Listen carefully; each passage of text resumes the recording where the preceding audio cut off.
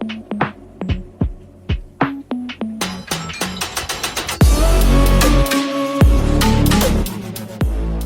guys, it's Megan from Vigilante Vibes, and today I'm here with another character breakdown, and it's actually two characters that I think do not get talked about enough. Today we're going to talk about Cloak and Dagger. They both first appeared in Peter Parker, The Spectacular Spider-Man, and number 64 in December of 1981, and they were created by Bill Mantlo and Ed Hannigan. Tyrone Johnson grew up poor in South Boston. He was a smart kid, but he had a severe stutter that made life very, very tough. His best friend Billy always had his back. When Ty was 17, the two of them witnessed a robbery that ended with a store clerk being shot and killed. The robbers ran, and so did Billy, scared that he and Ty would get blamed. A cop ordered Billy to stop. Ty desperately tried to explain that Billy was innocent, but his stutter wouldn't let him get the words out.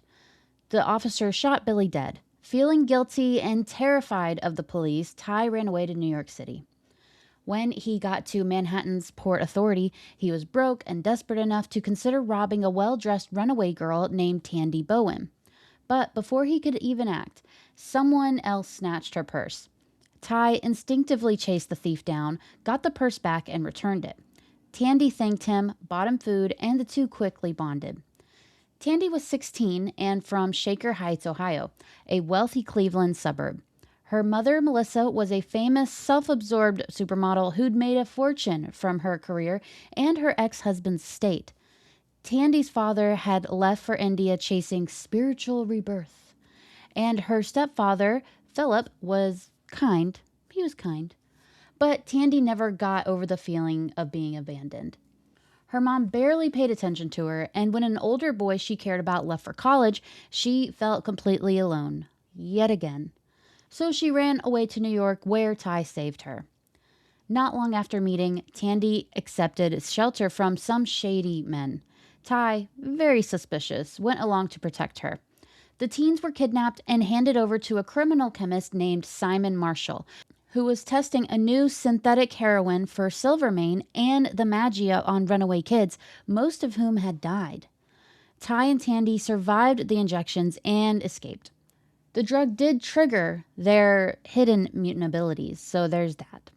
I'm not saying to do drugs to get your mutant abilities out, but it worked for them. But also don't. Ty was swallowed by living darkness and developed a constant gnawing hunger that only eased near Tandy, who now glowed with a radiant light. Using a makeshift cloak to hide his shadowy form, Ty began pulling Marshall's thugs into his dark force dimension, while Tandy hurled blades of pure light. They took the names Cloak and Dagger and declared war on drug dealers while helping runaway kids. Later, they learned a demon named Despair had manipulated the events that led to their transformation. They hunted down and killed Simon Marshall and went after Silvermane too, even fighting his cyborg form. Along the way, they first crossed paths with Spider-Man. They teamed up with him to stop the Punisher from killing the Kingpin. Drug dealers later retaliated by kidnapping members of the New Mutants and experimenting on them with similar drugs. For a time, Cloak and Dagger lost their powers to Sunspot and Wolfsbane, but eventually got them back and helped rescue the team, though they declined an offer to join Xavier's school. Over the years, they faced a wild mix of enemies: Dr. Doom, the Beyonder, which was, I believe, during Secret Wars 2, Mephisto, Thanos, and many others. Cloak even played a role in the Infinity Gauntlet saga, at one point pulling Thanos into the Dark Force dimension, only to be killed when Thanos blasted his way out. He was later restored when reality was reset, though most heroes did not remember it, including Cloak. They often lived in churches, supported by sympathetic priests and friends. Ty struggled constantly with his hunger and self-control, sometimes running off when he felt like he was a danger. Tandy, while devoted to him, occasionally wanted more out of life. She briefly performed with Eurocirce as Lady Light, and later joined the New Warriors for a short time. They teamed up with heroes like Spider-Man, Captain America, Black Cat, Iron Fist, Venom, and others to stop Carnage's killing spree. Dagger was seemingly murdered by Shriek while saving Spider-Man, but it turned out she was just gravely injured and recovering inside of Cloak's shroud. She ultimately helped break apart the Carnage family. When Ty lost control of his hunger and started consuming criminals indiscriminately, even minor offenders, he left Tandy. While searching for him, she teamed up with Black Widow and later Daredevil. She joined the Marvel Knights, working with heroes like Shang-Chi, Luke Cage, Moon Knight, and Daredevil, and grew especially close to Natasha Romanoff. Doctor Strange eventually revealed that Ty had been possessed by Nightmare. Tandy temporarily absorbed Cloak's powers to free everyone trapped inside of him. For a while, Black Widow let them stay at her apartment, which was attacked by a rogue Nick Fury life model decoy. Cloak and Dagger agreed to get the Avengers to help, but Alex Wilder betrayed the team and the Pride had Ty and Tandy's memories of the Runaways erased. Later, Cloak was framed by an imposter using mutant growth hormone to mimic his powers and attack Dagger. With help from the new Avengers and the Runaways, Ty cleared his name. During Civil War, Cloak and Dagger sided with Captain America against the Superhuman Registration Act. Cloak was tranquilized by S.H.I.E.L.D. while teleporting Cap's team into what turned out to be an Iron Man trap. Dagger was blasted by a Thor clone. Both were imprisoned in the negative zone until Hulkling freed them, leading them to the final battle in Times Square. They continued working with various heroes, like Luke Cage once called on Cloak to help with the new Avengers infiltrate Stark Tower. Later, Norman Osborn approached them in Columbia while they were burning drug fields, offering them a place on his new X-Men team. He promised they could fight drugs globally without police interference. Tandy agreed. Ty was hesitant. They joined Osborn's Dark X-Men and fought protesting mutants like Hellion and Sunspot. But after Emma Frost and Namor betrayed Osborn, Emma offered Cloak and Dagger a chance to join the real X-Men as they prepared to leave the U.S. And ever since then, we've only really gotten Cloak and Dagger in the Age of Revelation event, which I guess since it was a time travel thing, it doesn't really count, I guess.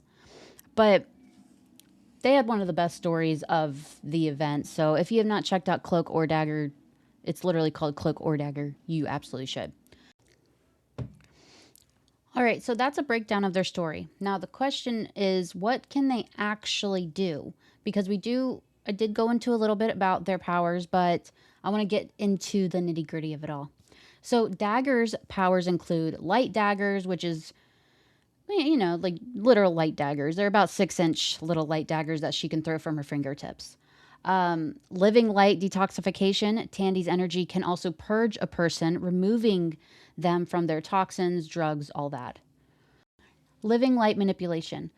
Non-living objects are unaffected by her daggers, so sometimes Tandy can redirect the daggers after they ricochet. Other times the daggers are dispersed if they hit a non-living thing. Cloak's powers include a Dark Force conduit, which Cloak's body is a portal to the Dark Force dimension, a world of strange, ebony energy.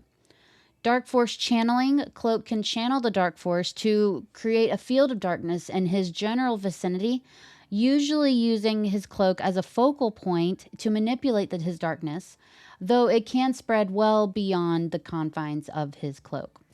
Dark Force teleportation. He can teleport by entering the Dark Force dimension. Dark Force intangibility. As Cloak, Tyrone is usually intangible, though he can solidify through an act of will or by absorbing enough light to saturate his form temporarily. And also his strength level, his Tyrone's strength has been enhanced to an unknown degree, but it is enough to allow him to lift up to twice his body weight. So that is my episode about Cloak and Dagger. I think we deserve so much more of them because they're a great pair of characters. They are excellent. So yeah, this is me manifesting more Cloak and Dagger in Marvel Comics, and someday to get Cloak and Dagger in live action besides their show. It wasn't bad. I don't know. It was all right. So anyways, With that being said, be sure to like and subscribe. You can find me everywhere by looking for Vigilante Vibes. And if you have a character you want to be broken down, let me know in the comments. With that being said, have a marvelous day.